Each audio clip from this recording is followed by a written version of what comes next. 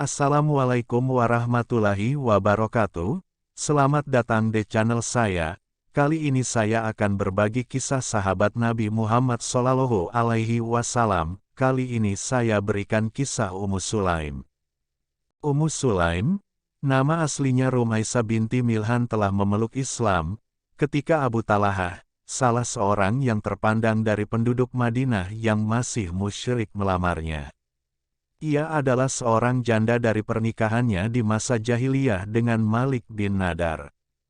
Sedangkan anaknya, Anas bin Malik radhiyallahu adalah salah satu sahabat Nabi yang banyak sekali meriwayatkan hadis beliau. Atas lamaran Abu Talhah itu, ia berkata, "Wahai Abu Talhah, demi Allah tidak ada wanita yang akan menolak lamaran orang yang sepertimu. Tetapi aku seorang wanita muslimah dan engkau seorang yang kafir, karenanya aku tidak dibenarkan menikah denganmu.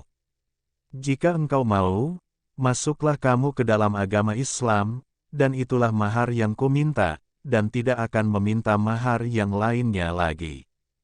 Karena memang terlanjur suka, Abu Talhah menyetujui permintaan Ummu Sulaim untuk memeluk Islam. Mahar telah diberikan oleh Abu Talhah, yakni keislamannya tersebut, maka Ummu Sulaim berkata kepada anaknya, "Hai Anas, nikahkanlah ibumu ini dengan Abu Talhah." Seorang sahabat bernama Sabit berkata, "Aku tidak pernah mendengar seorang perempuan yang mahar pernikahannya lebih utama daripada maharnya Ummu Sulaim." Dari pernikahannya dengan Abu Talhah, Ummu Sulaim mempunyai anak yang bernama Abu Umair. Nabi Shallallahu Alaihi Wasallam sering bercanda dengan Abu Umair ketika berkunjung ke rumah Abu Talhah. Suatu ketika Abu Umair menderita sakit yang cukup parah. Pada saat yang sama, Abu Talhah sedang ada keperluan keluar dalam waktu agak lama, dan ketika itu anaknya meninggal dunia. Karena suaminya tidak ada di rumah, Ummu Sulaim mengurus sendiri jenazah anaknya. Ia memandikan dan mengkafaninya serta membaringkannya di tempat tidur. Hari itu Abu Talhah sedang berpuasa sunnah, karena itu Ummu Sulaim pun menyiapkan makanan bagi suaminya untuk berbuka. Ia juga berhias dan memakai wangi-wangian untuk menyambut suaminya. Malam harinya Abu Talhah pulang, ia berbuka dengan makanan yang disiapkan istrinya. Ia bertanya tentang keadaan anaknya yang sakit, dan Ummu Sulaim menjawab, "Alhamdulillah, dia dalam keadaan yang baik-baik saja. Engkau tidak perlu memikirkan keadaannya lagi." Tentu, maksudnya adalah menenangkan suaminya tanpa ia harus mendustainya. Karena sudah meninggal, jelas saja tidak perlu dipikirkan lagi. Tetapi Abu Talhah menjadi tenang, ia meneruskan makannya. Malam itu ia juga menggauli istrinya, kemudian tertidur. Ketika bangun pagi harinya, Ummu Sulaim yang sudah bangun terlebih dulu bertanya, "Wahai suamiku, seandainya seseorang diberi suatu amanah, kemudian pemiliknya mengambilnya kembali, haruskan ia mengembalikannya kembali?" "Tentu," kata Abu Talhah, "dia harus mengembalikannya, ia tidak punya hak untuk menyimpannya." Mulailah Ummu Sulaim menjelaskan keadaan anaknya, "Suamiku, Allah telah mengamanatkan Abu Umair kepada kita, namun kini dia telah memanggilnya kembali kemarin."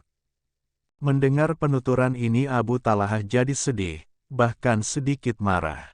Ia menyesali kenapa Ummu Sulaim tidak memberitahukannya semalam. Ia menemui Nabi Shallallahu Alaihi Wasallam dan mengadukan apa yang dilakukan istrinya. Ternyata Rasulullah Shallallahu Alaihi Wasallam memuji kesabaran dan apa yang dilakukan Ummu Sulaim tersebut. Beliau juga mendoakan, semoga Allah Subhanahu wa Ta'ala memberkati hubunganmu tadi malam dengan istrimu. Doa ini menjadi kenyataan. Dari hubungannya itu Ummu Sulaim melahirkan seorang anak yang diberi nama Abdullah bin Abu Talhah. Dan lama berselang setelah Nabi Shallallahu Alaihi Wasallam wafat, Abdullah mempunyai 9 anak yang semuanya hafal Quran, Al-Hafiz.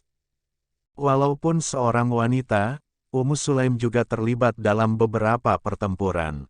Dalam Perang Uhud, Bersama Ummul Mukminin Aisyah radhiyallahu anha, ia mengisi tempat-tempat air dan memberikan pada para mujahid yang memerlukannya. Ia juga merawat mereka yang sakit dan terluka dalam pertempuran itu. Dalam Perang Hunain, ketika itu ia sedang mengandung anaknya, Abdullah bin Abu Talha, tidak menghalanginya untuk ikut berjuang.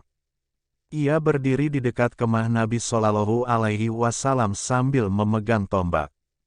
Ketika Nabi Shallallahu Alaihi Wasallam menanyakan tentang tombaknya, ia berkata, "Jika ada orang kafir yang akan mendekatimu, aku akan melemparkan tombak ini ke perutnya." Dan ceritanya pun cukup sampai di sini. Inilah kisah sahabiah, di mana pada masanya keimanan mereka sangat tinggi, ketaatan terhadap suaminya pun tidak diragukan, perjuangan untuk agamanya juga tinggi. Seandainya cerita ini ada di zaman sekarang tentu akan berbeda, apalagi tentang anaknya yang meninggal, pasti netizen sudah heboh, apalagi ada bahasa maha benar netizen, sungguh miris di zaman ini. Sekian dari saya, sampai jumpa di video selanjutnya, saya akhiri wassalamualaikum warahmatullahi wabarakatuh.